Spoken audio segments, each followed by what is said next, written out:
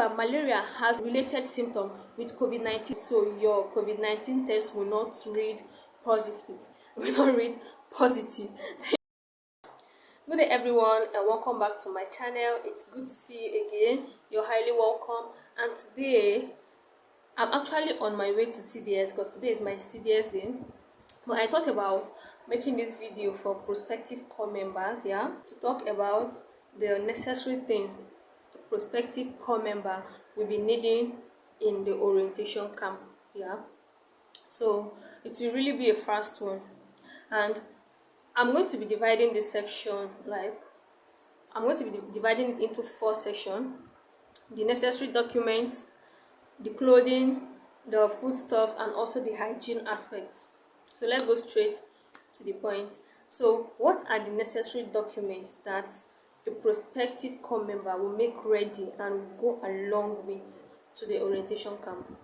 Number 1 is your final year ID card. So if you've not gotten this ID card and you're already mobilized, make sure you go to your school, go to the student affairs and obtain your ID card. It is necessary and it is compulsory in the orientation camp. And the second one is your statement of results. Your statement of results is very important also, and about the original of the statement of result and about 5 more copies of photocopies of the statement of result. Make sure you make about 5 photocopies of the statement of result. And next one is, please, if you've not subscribed to my channel, do well to subscribe to my channel. Please share this video and like this video. Yes, so let's continue. And the third document you'll be needing is your Nysc call-up letter. This call-up letter comes like 3 to 4 days before the day you go to camp. So make sure you print it out and you go with it. It's important. It's called call-up letter. And the fourth document you'll be needing also is your green card. This green card, it will be printed immediately you're done with your application in the Nysc portal. So that is the first document you'll be printing. It's called the green card. It contains information like your name, where you're from, your emergency number, and also your kits sizes, like your Nysc kits, like the clothes, the Nysc jungle boots, the clothes you'll be given in the camp. So those are the necessary information that are contained in the green card. And the next, I will also advise you to go with, make sure you go with your passport, a passport with a background of white. Make sure you go with a white background for at least 8 to 10 copies of passport will be needed at the orientation camp. So make sure you go well prepared. And the next one is your medical report. Go with your medical report certificate. It is requested at the orientation camp. If you've not gotten your medical report, you go to any hospital and tell them you want a medical report for your Nysc, or you ask your friends that have gotten it, so they will tell you how they got theirs, so you could get yours also. And there's this other very important book you're supposed to go with. You go either with your Bible or with your Quran. As a believer, you need those. Thank you. And mind you, these documents that I mentioned are for the Nigeria trained graduates. If you're a foreign trained graduate, some of these documents may not be included. You may not necessarily get some of these documents, but for a Nigerian trained graduate, these are the necessary documents you must come along with at the orientation camp.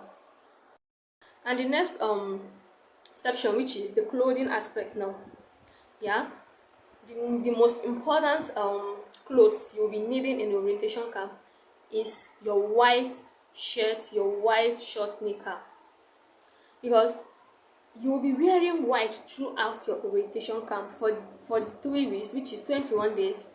All what you'll be wearing will be your white, aside maybe Sundays, because on Sundays we when you go to church on Sunday, like from 6 a.m. to 12 p.m.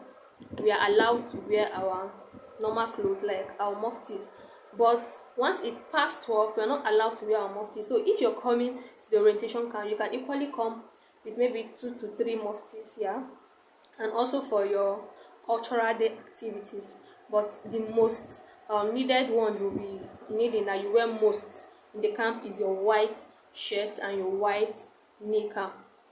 And on arrival to the NYSC camp, you will be given 2 pairs of white shirt and 2 pairs of white knickers. But of course, it will not be enough for you. And the quality of those ones that they'll be giving you in the camp will not do you any good because they are of low quality, they are transparent, and they tear and wear so easily. So I would advise you get yourself some pairs of knickers and white shirt for like 4 to 5, depends on how many you can afford. But you can, if you're buoyant enough, you can buy like 21 for 21 days. Anyways, I'm joking. Then the next one you'll be needing is your white canvas. Yeah, although they will give you one also at the orientation camp, but what would one do for you? You'll be going to the camp almost every hour.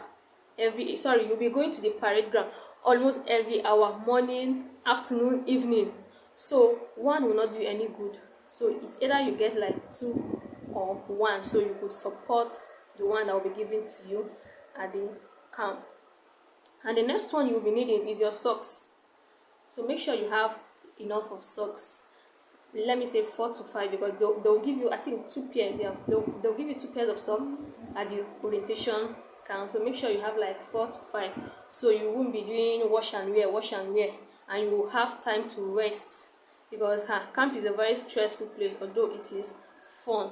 And there's this other important stuff you're supposed to go with to the camp. Go with your waist bag. I say again, go with your waist bag. Waist bag is where you keep most of your important stuff, like your money, your phone, and anything you know is valuable, your ATM card and the rest. Because in the camp there are camp thieves, there are hostel thieves. Like I could remember then in my hostel, like about 15 phones were stolen at night when we were sleeping. So you go with your waist bag, so you could be with your items at every point in time. Even while sleeping, make sure you buckle your waist bag, sleep with it, or you put it under your mattress, or under your bed sheet rather. So go with your waist bag. Let your waist bag be your friend in the camp. Don't trust anybody. Don't trust your friend in the camp. You guys met in the camp, you don't know anybody from anywhere, so always be with your stuff every now and then. Yeah, and again, go with face mask. It's important. Remember, we are in the COVID-19 era, so anywhere you want to enter, you'll be asked to wear face mask. Even when you guys are parading on the parade ground, they will still ask you guys to put on your face mask. So it is important. Go with as enough face mask as you can, so you go with it. There's this important stuff again you're supposed to go with, which is your mosquito net. Do not forget your mosquito net, because if you remember how, let me say, a secondary school hostel looks, that is exactly how this camp looks. You guys will be there, the windows are open, everything open. Remember, you're not the only one there, so you have to protect yourself, and they will give you guys a bunk just like the normal boarding school bunk. So you have to just spread your net, so you'll be free from malaria and mosquito bites. So always remember to go with your mosquito net.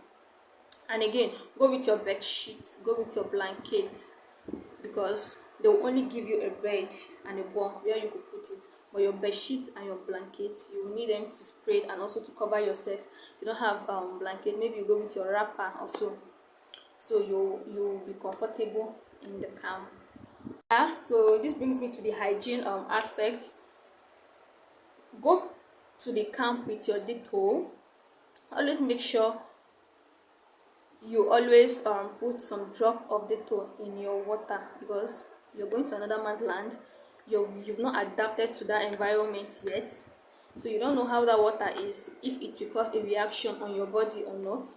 So go with your Dettol. And before entering into this bedroom, remember, it's a public bedroom, people are much, you're not the only one taking your beds there.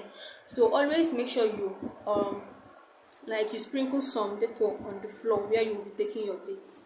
Yeah, so you'll be free from germs or any infection. Remember, camp is an infection prone place. People come and go. In fact, thousands of people. I can remember in my camp there were more than 1,000. So be careful. Go with your Dettol, go with your hypo, any of your disinfectants. Make sure you go with them. your detergent, your body washes, get enough, because some of your body washes cannot be seen in the camp or in the money market. So make sure you carry enough, or you buy new ones, so it will not finish while you're still in the camp. You will not be allowed to go out, and you won't know anywhere to get them from. And you also go with your tissue, your wipes, and your sanitary pad. They are very important. And then this will now bring me to the next stage, which is the food and the utensils you'll be needed in the camp. Yeah, let me begin with the utensils. Like, you will be needing a food flask, a spoon, a fork, and a mug or a cup. Yeah, it's important, because in the camp food will be provided for you, but they would not give you plates. You won't be given a plate, so you're going to bring your food flask. So whenever you're going to the kitchen to collect your food, you use your food flask. Or maybe you're going to collect your tea, so you're going to use your cup or any of your flask and collect your tea. Yeah, the kind of food you're supposed to bring along with you in the camp is let me say some beverages. You're not allowed to bring raw food, or you'll be allowed to bring like beverages, your tea, your Milo, Bonvita, cornflakes, Golden Morn. You get those ones that you can just do within the bunk. You can just eat them. They don't need any prolonged processes, because you won't be allowed to go with any gas, any cooking stuff. So those are the things you'll be allowed to go with. Of course, many people don't go to the kitchen for food. Yeah, some that are buoyant enough, they can stay for 3 weeks without going to the kitchen. Like they always go to mommy, go to the buka to eat.